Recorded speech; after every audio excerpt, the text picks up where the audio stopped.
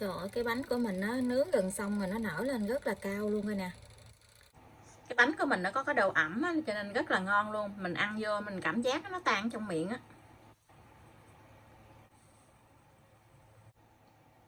Xin chào cô bác, anh chị và các bạn. Hôm nay mình chia sẻ món bánh bông lan. Món bánh này siêu mềm mịn luôn. Đây là món bánh bông lan Đài Loan. Công thức bánh này thì rất là dễ làm. Cô bác, anh chị và các bạn nếu thích thì cùng làm nha. Nguyên liệu ở đây thì mình có 3 trái trứng. 3 trứng gà này thì mỗi một trứng là 60g. Mình đã tách riêng lòng trắng với lòng đỏ ra trước như vậy để làm cho nhanh tí xíu á.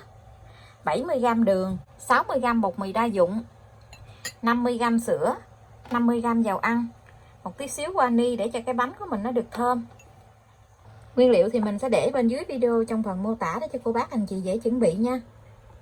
Bánh bông lan là dễ tìm nguyên liệu nhất luôn á. Hôm nay thì mình làm bánh này bằng bột mì đa dụng. Cô bác chọn loại bột mì đa dụng hiệu nào cũng được hết. Mình sẽ đi làm nóng trước 50g dầu ăn. Dầu ăn này thì mình chỉ làm nóng lên khoảng chừng 50 độ thôi. Mình thấy dầu ăn nó vừa hơi ấm ấm lên vậy là được nha. Mình sẽ đi gây vào trong cái phần dầu này là 60g bột mì đa dụng. Mình gây qua cái gây gì này để cho cái bột của mình nó không bị giống cục á.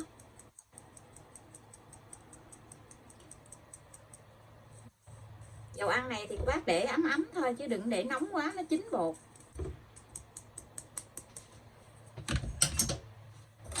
Rồi mình trộn tất cả cái phần bột này lại cho nó đều với trong cái dầu này nè.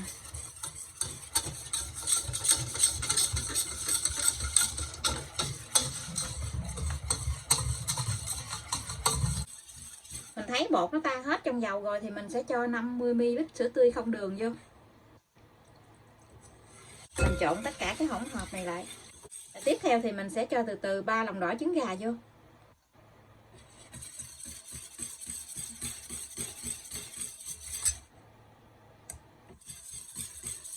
Mình cho từ cái trứng gà vô vậy nè để mình khuấy ra cho nó đều á.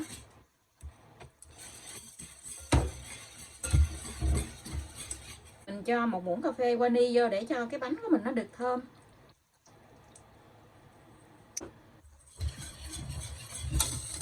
Mình trộn tất cả cái hỗn hợp này lại cho nó đều.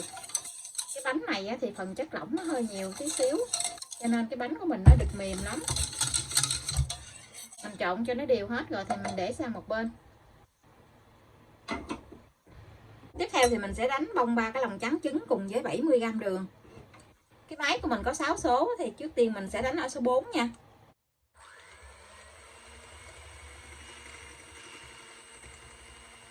Khi thấy bọt trứng nó nổi lên bọt lớn thì mình sẽ cho lượng đường thứ nhất vô. Phần đường này mình chia ra làm 3 lần để mình cho vô nha.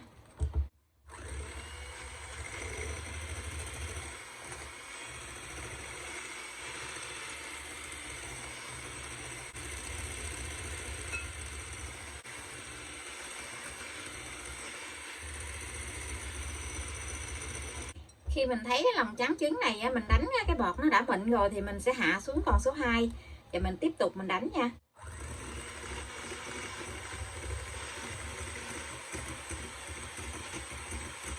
Đánh cái lòng trắng trứng này khi nào mà mình dở cái que đánh trứng lên nó có cái chớp câu nhỏ xuống gì là được nha, đừng có đánh cứng quá. Mình dở lên nó có cụp cái chớp câu xuống gì, chớp câu nó mềm chứ nó không có cứng, như vậy là được. Lấy 1/3 lòng trắng trứng này qua bên cái thau lòng đỏ.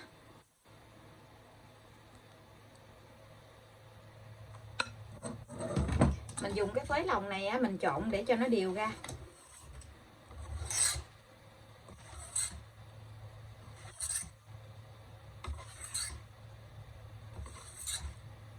Mình trộn gì xong rồi thì mình sẽ cho ngược vào trong thau lòng trắng.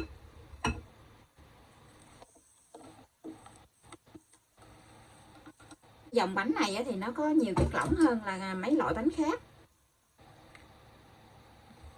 Mình cũng vẫn dùng cái phới lòng này mình trộn từ dưới trộn lên gì nè, mình trộn cho nó đều á.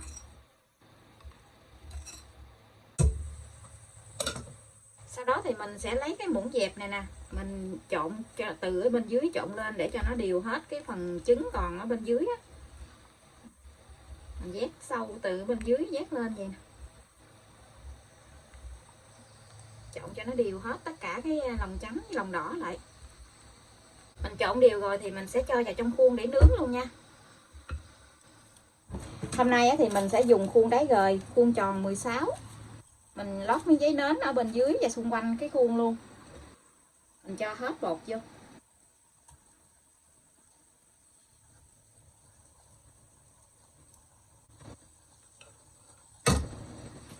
Mình cho bột vào trong khuôn rồi thì mình sẽ dùng chiếc đũa nhọn hoặc là cây tăm á. Cô bác anh chị mình đi cái đường xoắn ốc trong cái mặt bánh gì nè, để cho mặt bánh nó vàng đều ra. Bánh này thì mình sẽ nướng cách thủy. Mình để ở dưới cái khuôn gì nè. Vì cái khuôn này khuôn đáy gời á, cho nên nó là mình để thêm một cái cây tăm đũa ở bên dưới gì nè, để cho nó hỏng cái khuôn lên tí xíu. Sau đó thì mình cho nước sôi vào trong khuôn.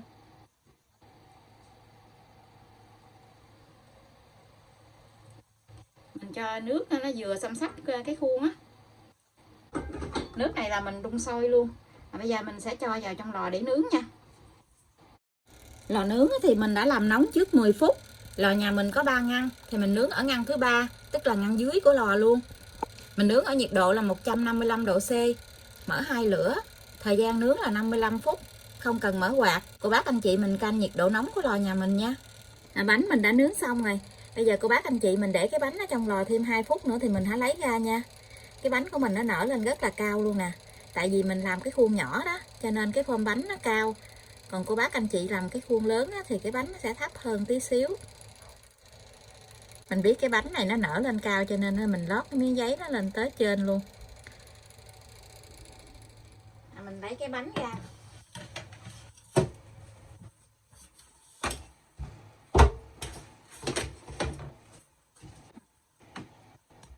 Mình cho cái bánh lên trên cái hộp vậy nè, để mình dễ lấy cái khuôn ra. Cái bánh nó rất là đẹp luôn. Mình lấy luôn cái miếng giấy nến ra để cho cái bánh của mình nó không có bị động mồ hôi á.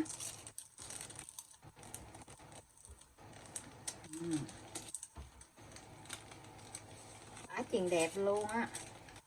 Cái bánh nó mềm, nó nga, nó nín luôn. Rồi rất là thích luôn á, coi nè. Nó cao coi nè. Cái bánh mình để nguội nãy giờ rồi mà nó không có bị thắt eo nè. Nó cũng không có bị lõm mặt luôn. Ngấn nè, mình để miếng giấy nến nó lên cao vậy nè, coi nó có cái ngấn. Cắt cái bánh ra cho cô bác anh chị xem nha. Cái bánh nó rất là mềm, nó núng na, núng nín coi nè. Cô bác anh chị và các bạn thấy thích đó thì cùng làm nha. Bánh này thì nó có cái độ mềm nè, mềm mịn rất là ngon luôn. Bây giờ thì mình xin chào tạm biệt. Hẹn cô bác anh chị và các bạn lại video tiếp theo. Cảm ơn cô bác anh chị và các bạn đã xem video của mình. Xin chào và hẹn gặp lại video kỳ tới.